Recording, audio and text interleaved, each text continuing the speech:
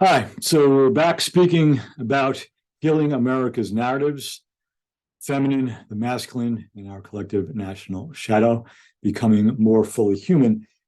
And as a follow-up to the last conversation about Rabbi Mark Gilman's quote in the memorial service for September 11th in 2001, I want to give you one more quote, actually a paraphrase of it, that appears in Neil Sheehan's Pulitzer Prize-winning book on the Vietnam War, A Bright Shining Lie. And in speaking about and writing about the My Lai massacre, which occurred, a really striking paragraph as I read it, which applies to the entirety of the book that I'm speaking about now, Healing America's Narratives.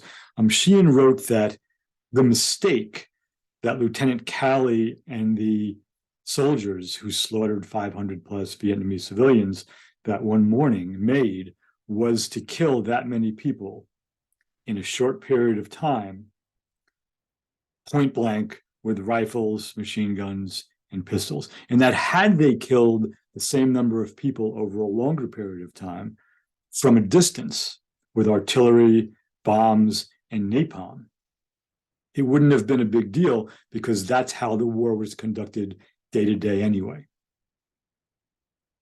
So he continues writing, and then the final sentence or two of that paragraph, Sheehan makes the point that because the soldiers on the ground saw the lack of regard that the American government and the American generals had for the Vietnamese people based on the artillery and the bombing and the napalm, they lost all respect for the fact that the Vietnamese were humans.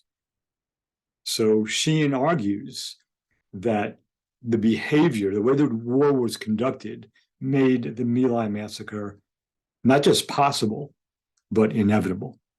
And I argue in the book that if you really take a close look at the history of the United States, the dignities of it and the disasters of it, the triumphs and the losses, the state of the country in the third decade of the 21st century is in fact inevitable.